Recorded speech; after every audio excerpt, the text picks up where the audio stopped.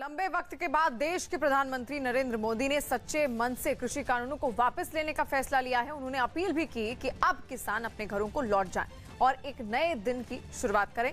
बावजूद इसके किसानों का एक धड़ा आंदोलन की पटरियों से हटने को तैयार नहीं है और दावा किया जा रहा है कि किसानों की आड़ में विपक्ष अभी भी अपने सियासी हितों को साधने में जुटा हुआ है। यही वजह है कि पीएम के राजधर्म पर सियासत भारी पड़ती दिखाई दे रही है।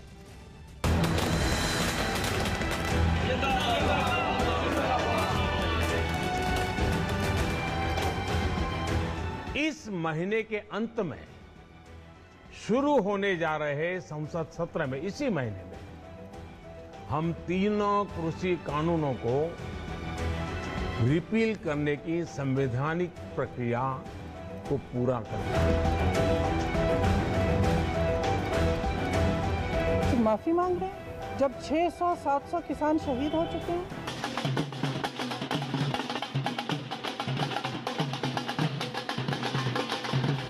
कहीं न कहीं सरकार चुनाव से डर गई है और वोट के लिए कानून वापस हुए हैं। गुरु पर्व के मौके पर पीएम मोदी के ऐलान के बाद कृषि कानून वापस हो चुके हैं। अब संसद के शीतकालीन सत्र में वापसी की औपचारिकताओं को भी पूरा कर लिया जाएगा। लेकिन जो उम्मीद पीएम मोदी किसान संगठनों से लगाए बैठे थे, वो उम्मीद फिलहाल पूरी होती नहीं दिख रही, क्योंकि किसानों का एक धड़ा आंदोलन के रास्ते से अभी भी हटने को तैयार नहीं है। ये तब है जब पीएम मोदी किसानों को पूरा भरोसा दिला चुके हैं कि अब कृषि कानूनों को वापस ले लिया गया है। 3 कृषि कानूनों को वापस लेने का, रिपील करने का निर्णय लिया है। इस महीने के अंत में शुरू होने जा रहे संसद सत्र में, इसी महीने में हम तीनों कृषि कानूनों को रिपील करने की संवैधानिक प्रक्रिया को पूरा कर देंगे। सरकार ने किसान संगठनों को मनाने के लिए एड़ी चोटी का जोर लगाया और कई दौर की बातचीत भी की गई। लेकिन जब देश की सुरक्षा से जुड़े मुद्दों पर बात आई और किसान आंदोलन की आड़ में देश विरोधी साजिशों का पर्दाफाश हुआ, तो पीएम मोदी ने गुरु पर्व के मौके पर तीनों कृषि सुधार कानून वापस लेने का फैसला किया। लेकिन सियासत की शह में फंसा किसानों का एक धड़ा अपने तंबू और कनात हटाने को तैयार नहीं है। दावा किया जा रहा है कि किसान संगठनों ने सरकार से 6 अहम मांगों का जिक्र किया है, जिनके मुताबिक केंद्र सरकार के प्रतिनिधि किसान संगठनों से बात करें, न्यूनतम समर्थन मूल्य पर कानून बनाने के लिए केंद्र सरकार सहमत हो, प्रदर्शनकारी हजारों किसानों और उनके नेताओं से दर्ज मुकदमे वापस हो, लखीमपुर कांड के पीड़ितों को न्याय मिले और दोषियों पर कार्रवाई हो, बिजली बिल के मुद्दे का हल निकाला जाए और वायु प्रदूषण को लेकर पराली जलाने से जुड़े मुद्दे का भी समाधान निकाला जाए। एमएसपी का भी एक बड़ा सवाल है, उस पर भी कानून बन जाए, क्योंकि किसान जो फसल पैदा करता है वो कम रेट में बेचता है और उससे बड़ा नुकसान किसानों को होता है। जो एमएसपी की बात है उस पर कुछ क्लियर नहीं कहा गया है। दूसरा, जो मुकदमे दर्ज हुए हैं अभी तक उस पर कुछ नहीं कहा गया है और 48,000 लोगों पे हरियाणा के अंदर मुकदमा दर्ज है। और तीसरा जो है, जो शहीद हुए हैं उनके मुआवजे की कोई बात नहीं हुई है। तो ये 2 चीजें बीच में हैं जो भी कंफ्यूजन पैदा करती हैं। उधर किसान संगठन अभी भी आंदोलन के आगे की रूपरेखा को बनाने में जुटे हैं। किसानों की समन्वय समिति की बैठक में एक बार फिर इस बात का फैसला लिया गया है कि जो कार्यक्रम हैं वो जारी रहेंगे, उनमें किसी तरह का कोई बदलाव नहीं होने वाला। सिर्फ इतना फैसला लिया गया है कि हमारे जो कोई प्रोग्राम थे, 22 तारीख को लखनऊ की रैली है, 26 तारीख को पूरे मोर्चों पे 1 साल पूरा होने पे किसानों ने आना है और 29 तारीख को पार्लियामेंट की तरफ मार्च है। फिलहाल किसी प्रोग्राम में कोई चेंज नहीं है। हम सबसे अनुरोध करते हैं कि वो और भी ज्यादा जोश के साथ इस सब प्रोग्राम में शामिल। आंदोलन की आड़ में संभावनाएं तलाशने वाले विपक्ष को कृषि कानूनों की वापसी के बाद ऐसा झटका लगा है कि इस झटके से उबरने के लिए विपक्ष नए नए राग अलापने लगा है। विपक्ष को समझ नहीं आ रहा कि पीएम मोदी ने जो दांव खेला है उसकी काट कैसे निकाली जाए। लिहाजा नए नए शिगुफों के साथ विपक्ष भी दांव पर दांव चल रहा है। यूपी में सियासी जमीन तलाश रही कांग्रेस मौके पर चौका मारने में जुटी है। आपने यह भी कहा कि देश के किसानों के प्रति आप नेक नियत रखते हैं। यदि ये सत्य है तो लखीमपुर किसान नरसंहार मामले में पीड़ितों को न्याय दिलवाना भी आपके लिए सर्वोपरि होना चाहिए। दरअसल किसान आंदोलन विपक्ष के लिए एक ऐसा मंच है जहां से सरकार की घेराबंदी की जा सकती है। मासूम किसानों के कंधों पर बंदूक रखकर सरकार को आसानी से निशाना बनाया जा सकता है। लेकिन जब अचानक पीएम मोदी ने गुरुपर्व के मौके पर कृषि कानूनों को वापस लेने का फैसला लिया तो विपक्ष को वो मौका हाथों से खिसकता दिखाई देने लगा। यही वजह है कि विरोधी पार्टियां लगातार सरकार को उसके फैसले पर घेर रही है।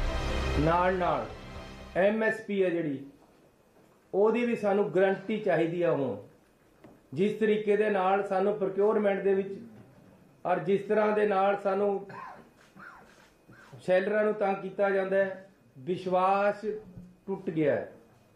इनू जोड़न वास्ते MSP है जिहड़ी इनू स्टैट्यूटरी प्रोविजनस दे विच लैके बाई लॉ सानू MSP मिलनी चाहिए है। दावा किया जा रहा है कि पीएम मोदी के इस फैसले पर कांग्रेस सियासी रोटियां सेकना चाहती है। पहले कृषि कानूनों की वापसी पर सरकार को घेरा जा रहा था। अब जबकि सरकार ने तीनों कृषि कानूनों को वापस ले लिया है तो नया सियासी पैंतरा अपनाकर सरकार पर हमला किया जा रहा है। यही वजह है कि केंद्रीय मंत्री मुख्तार अब्बास नकवी ने एक एक सवाल का करारा जवाब दिया। सरकार ने एक संवेदनशील फैसला किया है, लेकिन अनफॉर्चुनेटली मुझे दुख की बात है कि अन्नदाताओं के सरोकार पर भी कुछ लोग सांप्रदायिक सियासत कर रहे हैं। उधर बीजेपी नेता शाहनवाज हुसैन ने भी सरकार के फैसले का स्वागत किया है। कृषि कानून पर सरकार का जो स्टैंड आया है वो स्टैंड है, कभी हमने उस स्टैंड को जाहिर कर दिया है और अन्य तरह के जो लोग सवाल उठाते हैं वो निराश हो। कृषि कानूनों की वापसी का फैसला सरकार ने ऐसे वक्त में लिया है जब सरकार पूरी मेजॉरिटी में थी, उसके पास पूरे अधिकार थे। बावजूद इसके किसान आंदोलन की आड़ में जिस साजिश को हवा दी जा रही थी उस साजिश का पीएम मोदी ने एक झटके में अंत जरूर कर दिया है। लेकिन सवाल अभी भी जस का तस बना हुआ है और वो ये कि कब तक मासूम किसानों के कंधों पर बंदूक रखकर विपक्ष सियासत को धार देता रहेगा। गुजरात के अहमदाबाद में कोरोना के टीकाकरण की मुहिम तेज कर दी गई है और इसके लिए वहां एक अनोखी पहल की गई। वहां के नगर निगम की एक टीम ने लोगों के घरों के बाहर निशान बनाना शुरू कर दिया है। इनमें जिन्हें वैक्सीन का पहला या दूसरा डोज नहीं लगा उनके घर के बाहर लाल रंग से एक्स का डिजाइन बनाया गया। वहीं जिन घरों में लोगों ने वैक्सीन के दोनों डोज लगवा लिए उनके घर के बाहर पी का निशान बनाया गया। नगर पालिका आप देख सकते हैं कि घर घर जाकर सर्वे कर रही है क्योंकि ये बड़ा अभियान है। अहमदाबाद नगर निगम की इस पहल के पीछे का कारण ज्यादा से ज्यादा लोगों को कोविड का टीका लगवाना है। बताया गया कि इस सर्वे के कुछ देर बाद नगर निगम की एक दूसरी टीम इलाके के दौरे पर निकलती है और एक्स निशान वाले घरों में जाकर लोगों को कोरोना की वैक्सीन लगाने का काम करते हैं। अहमदाबाद म्युनिसिपल कॉर्पोरेशन की एक मुहिम है कि दिसंबर तक ये पूरी कार्यवाही खत्म कर दी जाए। इस वैक्सीन मुहिम का नाम हर घर दस्तक रखा गया है, जिसमें तकरीबन 9 लाख लोगों को कोरोना का टीका लगाने का लक्ष्य निर्धारित किया गया। किसानों का कंधा, विपक्ष की बंदूक और कानून वापस, सियासत चालू और यही कुछ हो भी रहा है। वहीं बिहार के पूर्णिया की अगर बात करें तो बिहार के पूर्णिया से दिल दहला देने वाली तस्वीरें सामने आई हैं। वहां कई घरों में भीषण आग लगने से हड़कंप मच गया। हादसे की वजह का पता नहीं चल पाया है। लेकिन आग लगते ही इसने 4 घरों को अपनी चपेट में ले लिया। आग की लपटें तेजी से फैल रही थी, जिन्हें देखकर वहां अफरा तफरी का माहौल बन गया। दमकल कर्मचारियों के पहुंचने से पहले ही आसपास के लोग खुद उसे बुझाने के लिए वहां जुट गए। अपने जलते घर को देखकर महिलाओं के आंसू रुकने का नाम नहीं ले रहे थे। थोड़ी ही देर में कई लोग वहां जुट गए। उन्होंने जलते हुए घरों से बचे हुए सामान को बाहर निकालने की कोशिश की, लेकिन लपटों ने उन्हें आगे बढ़ने से रोक दिया और देखते ही देखते वो चारों घर जलकर राख हो गए और उनमें रखा सामान पूरी तरह जल गया। ऑस्ट्रेलिया में सरकार के बनाए गए एक बिल के खिलाफ प्रदर्शन तेज हो गया। विक्टोरिया राज्य की सरकार वहां के एक विवादास्पद कानून पारित यहां पर करना चाहती है, जो उसे इस महामारी के दौरान खास फैसले लेने की इजाजत देगा। अगर ये बिल पास हो जाता है तो विक्टोरिया के सबसे बड़े स्वास्थ्य अफसर का भी किसी भी बीमारी को महामारी घोषित करने का अधिकार राज्य के स्वास्थ्य मंत्री को मिल जाएगा, जिसका विरोध शुरू हो गया है। और पहले से ही टीका लगवाने को जरूरी किए जाने का विरोध कर रहे लोग बड़ी संख्या में मेलबर्न समेत कई दूसरे शहरों की सड़कों पर उतर आए। मेलबर्न से जो तस्वीरें सामने आई उनमें लोग विक्टोरिया की संसद के बाहर जुटे दिखे, वो भी इतनी बड़ी तादाद में कि वहां के कई रास्ते जाम हो गए। हाथों में प्ले कार्ड लेकर जुटे इन प्रदर्शनकारियों ने नारेबाजी भी जारी रखी। प्रदर्शन में शामिल लोग वहीं सड़क पर बैठ गए। कुछ देर वहां धरना देने के बाद उन लोगों ने रैली भी निकाली। सड़क किनारे लगे होर्डिंग के जरिए भी इन लोगों ने सरकार से इस बिल को खत्म करने की मांग की। इस विरोध प्रदर्शन के दौरान हालात को काबू में रखने के लिए पुलिस वाले वहां जगह जगह तैनात रहे। और कृषि कानून की वापसी पर पीएम मोदी ने यही कहा है कि वो इन कृषि सुधार कानूनों के जरिए किसानों के जीवन में क्रांतिकारी बदलाव लाना चाहते थे, लेकिन किसानों के एक धड़े को लगातार इन कानूनों से ऐतराज था। सबसे ज्यादा चिंता की बात यह थी कि जिस तरह से आंदोलन को सियासी पार्टियां हाईजैक कर रही थी और आंदोलन के बीच देश विरोधी साजिशों को अंजाम दिया जा रहा था, उस पर नकेल कसना जरूरी था। और दावा किया जा रहा है कि कृषि कानूनों की वापसी का फैसला भी पीएम मोदी ने इसी वजह से लिया है। खास बात यह कि न तो इस दौरान पीएम मोदी ने निजी हितों को तरजीह दी और न ही पार्टी लाइन को आड़े आने दिया।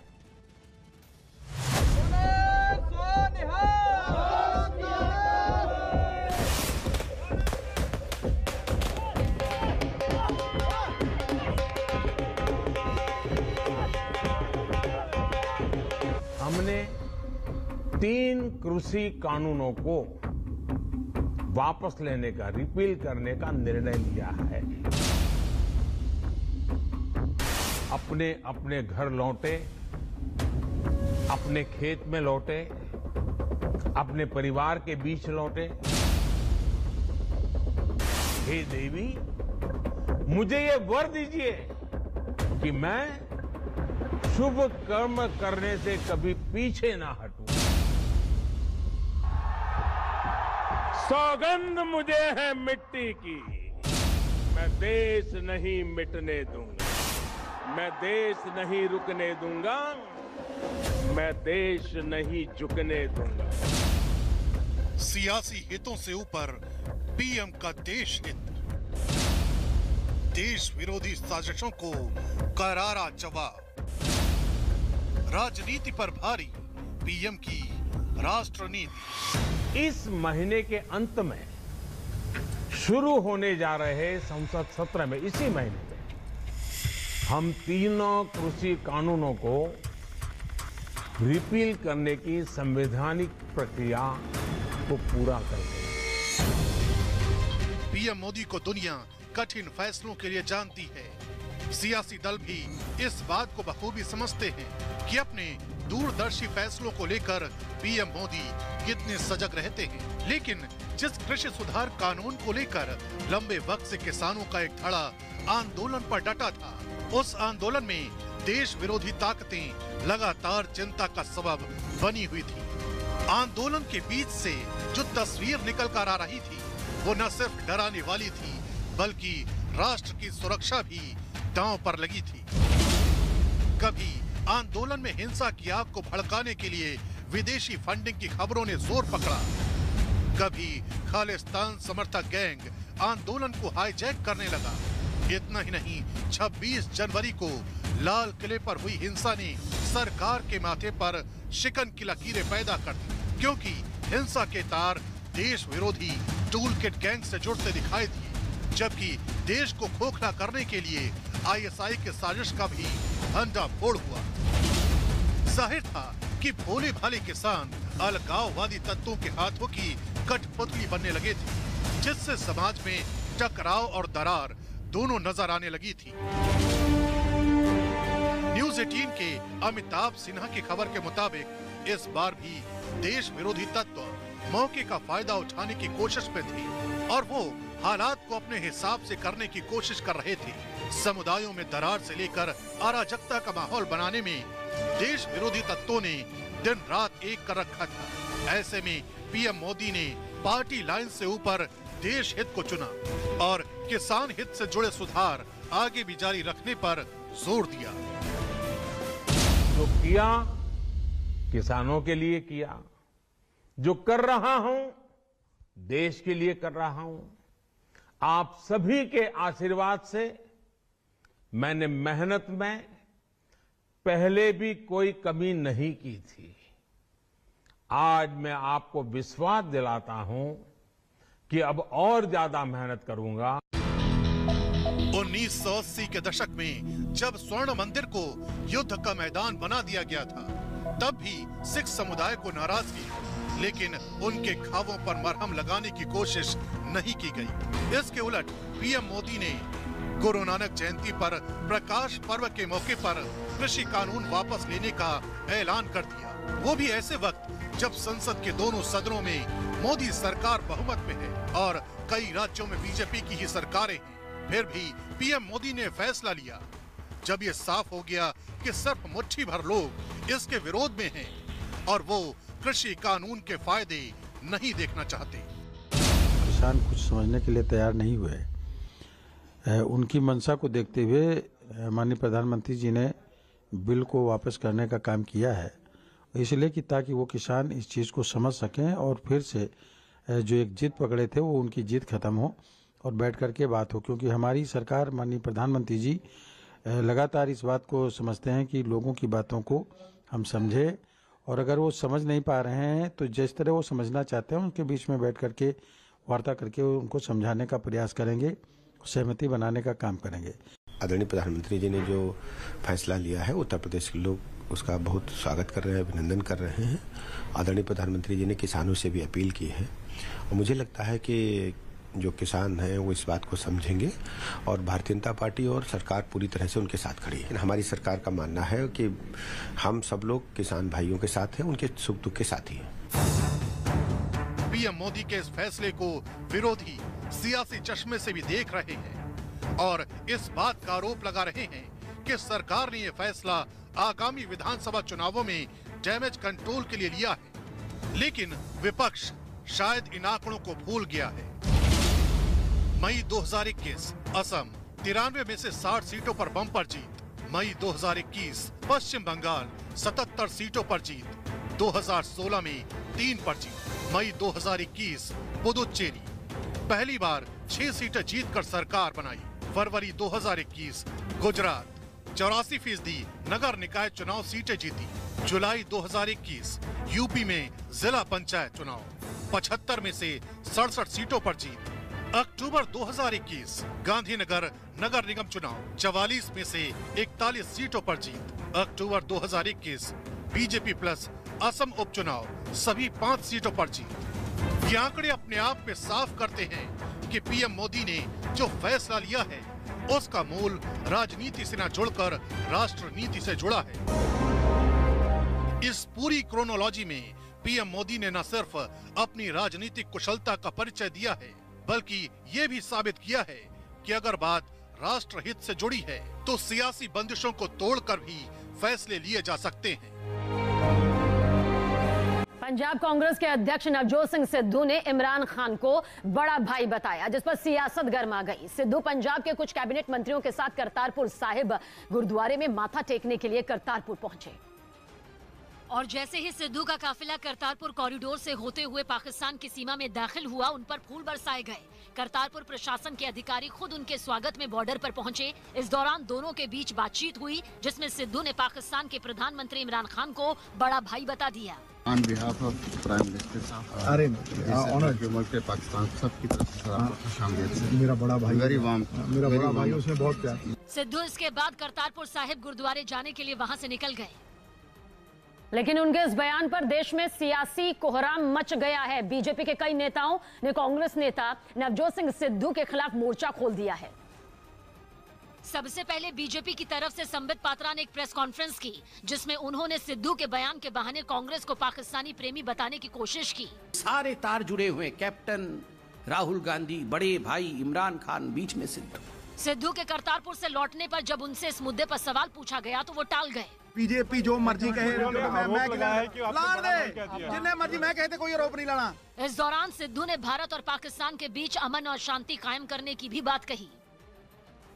लेकिन तब उनके इमरान खान को बड़ा भाई बताने वाले बयान को विरोधी तूल दे चुके थे। सिद्धू की मुश्किल उस वक्त ज्यादा बढ़ गई जब इस मुद्दे पर कांग्रेस में ही दो सुर सुनाई दिए। और कांग्रेस के वरिष्ठ नेता मनीष तिवारी ने सिद्धू के बयान की कड़ी आलोचना की। उन्होंने एक ट्वीट किया, इमरान खान किसी के भी बड़े भाई हो सकते हैं लेकिन भारत के नहीं।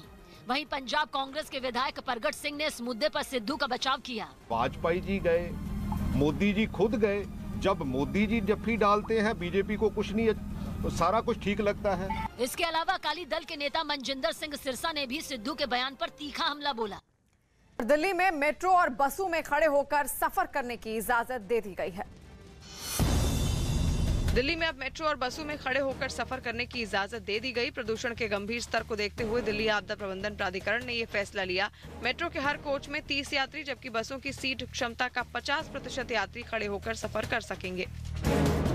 छत्तीसगढ़ को एक बार फिर देश का स्वच्छतम राज्य का दर्जा मिलने पर रायपुर में लोगों ने खुशी जाहिर की। दिल्ली में आयोजित कार्यक्रम के दौरान प्रदेश के 61 निकायों को भी अलग अलग श्रेणियों में पुरस्कार दिए गए। उत्तराखंड के रुड़की में पुलिस ने अपहरण के आरोप में एक महिला समेत 5 लोगों को गिरफ्तार कर लिया। साथ ही पुलिस ने अपहरण किए गए लड़के को भी सुरक्षित बरामद कर लिया। मध्य प्रदेश के मंडला में एक फैक्ट्री में अचानक आग लग गई। ये आग कैसे लगी इसका पता नहीं चल पाया, लेकिन कुछ ही देर में पूरी फैक्ट्री में आग फैल गई। जानकारी मिलते ही पुलिस मौके पर पहुंची और काफी कोशिश के बाद आग को बुझा दिया गया। हरियाणा के पलवल में मामूली बात पर 2 पक्षों में विवाद हो गया, जिसके बाद दोनों पक्षों ने एक दूसरे पर लाठी डंडों से हमला कर दिया। इस हमले में 10 से ज्यादा लोग घायल हो गए। पुलिस ने मामला दर्ज कर छानबीन शुरू कर दी है। यूपी के इटावा में अचानक एक कार में आग लग गई। कार में सवार 3 लोगों ने किसी तरह कूदकर अपनी जान बचाई। पिछले कुछ दिनों में मिली राहत के बाद एक बार फिर दिल्ली एनसीआर की हवा में जहर घुल गया, तो कुछ इलाकों में तो स्मॉग इतना ज्यादा बढ़ गया कि देख पाना तक मुश्किल हो गया। जिसकी कई तस्वीरें दिल्ली के अलग अलग हिस्सों से आई, जहां धुंध और धुएं की घनी चादर आसमान के साथ सड़कों पर भी छाई रही। आलम यह हो गया कि दिन में गाड़ियों की लाइट जलाने की नौबत आ गई। सूरज चढ़ने के बावजूद सड़कों पर अंधेरा छाया रहा। इस वक्त मैं करनाल रोड पर मौजूद हूँ और यहाँ की तस्वीर आपको दिखाना चाहेंगे। सड़कों पर देखिए किस कदर धुंध आपको नजर आएगी। दिल्ली में कई जगहों पर सुबह की सैर पर निकले लोगों के लिए स्मॉग सांस का संकट लेकर आया। आंखों में जो है जलन हो जाती है, इरिटेशन होती है आंखों में और सांस लेने में थोड़ी समस्या है। हवा में जहर घुलने की शिकायत दिल्ली समेत आसपास के इलाकों से भी सामने आई। दिल्ली के कई इलाकों में AQI यानी एयर क्वालिटी इंडेक्स 374 दर्ज किया गया, जो कि बहुत खराब श्रेणी में माना जाता है। इसके साथ ही दिल्ली के पास नोएडा में तो ये AQI 500 के करीब पहुंच गया। और फ्रांस की राजधानी पेरिस से डरा देने वाली तस्वीरें सामने आई। वहां एक इमारत अचानक लपटों में गिर गई। यह हादसा जिस जगह हुआ वहां कई दूसरी इमारतें भी मौजूद थी, जिनमें आग के फैलने का खतरा तेजी से बढ़ने लगा। आग की लपटें उस इमारत की खिड़कियों से बाहर निकलती हुई नजर आई। वहीं धुएं का गुबार आसपास फैलने लगा। थोड़ी ही देर में दमकल कर्मचारी वहां पहुंच गए और उसे बुझाने में जुट गए। इस काम में हाइड्रोलिक क्रेन की भी मदद ली गई ताकि जल्द से जल्द आग को बुझाया जा सके। वहीं दमकल कर्मचारी बिना देरी किए इमारत के अंदर दाखिल हुए। वहां धुआं इस कदर फैल चुका था कि उन्हें काफी दिक्कतें भी हुई। इसके बावजूद वो अपने मोर्चे पर डटे रहे और कड़ी मशक्कत के बाद आग को बुझा लिया गया। भारी बारिश और तूफान की वजह से आंध्र प्रदेश के कई जिलों में हालात पटरी से उतर गए। रिहायशी इलाकों पर बाढ़ की मार पड़ने से हजारों लोग अपने घरों से निकलकर सुरक्षित जगहों पर जाने के लिए मजबूर हो गए। जिन जिलों में बाढ़ ने सबसे ज्यादा तबाही मचाई उनमें कडपा शामिल है। जहां के बांध की तस्वीरों ने लोगों को डरा दिया। जलस्तर खतरे के निशान से ऊपर जाने के बाद कडपा बांध के सभी गेट खोल दिए गए। इसके बाद पानी पूरी ताकत से वहां से निकला और सामने आने वाली हर चीज को आगोश में लेता चला गया। वहां के निचले इलाकों पर तो ये पानी कहर बनकर टूटा, क्योंकि वहां की सड़कें हों या मकान या फिर दुकान, सभी जगह पानी का कब्जा ही नजर आया। कुछ जिलों में हालात इस कदर बिगड़ गए कि वायुसेना को मोर्चा संभालना पड़ा। अनंतपुर से सामने आई एक तस्वीर में वायुसेना का एक हेलीकॉप्टर चित्रावती नदी में फंसे लोगों को लिफ्ट करता दिखा। बताया गया कि करीब 10 मजदूर नदी में किसी काम से गए थे, लेकिन अचानक उसमें बाढ़ आ गई और वो लोग वहीं फंस गए। पानी का बहाव जब तेज हुआ तो उन लोगों ने खुदाई करने वाली जगह पर चढ़कर मदद की गुहार लगाई।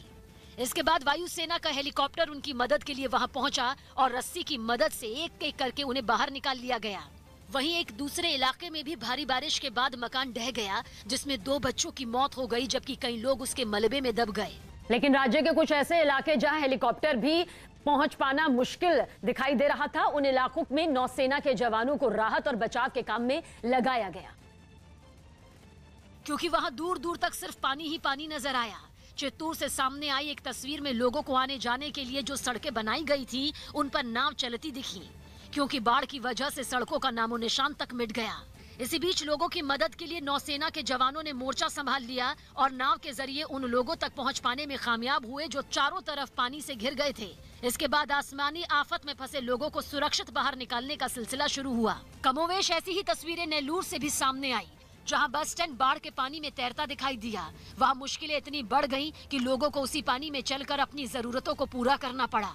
इस बीच राज्य के मुख्यमंत्री जगन मोहन रेड्डी ने उन इलाकों का दौरा किया जहां भारी बारिश और तूफान की वजह से लोगों की जिंदगी पटरी से उतर चुकी है। लेकिन ये खतरा अभी टला नहीं है, क्योंकि बंगाल की खाड़ी में बने दबाव की वजह से आंध्र प्रदेश के अलावा कर्नाटक और केरल में मौसम बिगड़ने वाला है। मौसम विभाग ने कर्नाटक और गोवा के कई हिस्सों में भी भारी बारिश की आशंका जाहिर की है। इसके अलावा केरल में भी अलग अलग जगहों पर भारी बारिश हो सकती है, जबकि तेलंगाना, महाराष्ट्र और राजस्थान के कुछ हिस्सों में आंधी के साथ बिजली कड़कने और हल्की बारिश होने की आशंका है।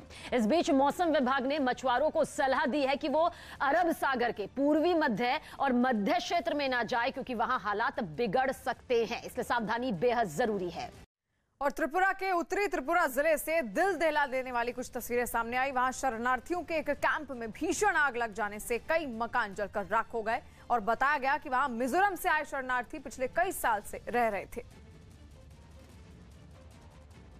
जिनके कैंप में अचानक आग लग गई और कई मकान उसकी चपेट में आ गए। सामने आई तस्वीरों में एक साथ कई मकान जलते हुए दिखाई दिए, जिसके बाद दमकल कर्मियों के साथ वहां रहने वाले लोग भी आग बुझाने में जुट गए। वहीं कुछ महिलाएं अपने जलते हुए घरों से बची हुई चीजें लेकर बाहर निकलती हुई नजर आई। हालांकि तब तक कई मकानों को आग ने घेर लिया था, कुछ तो पूरी तरह जलकर राख भी हो चुके थे।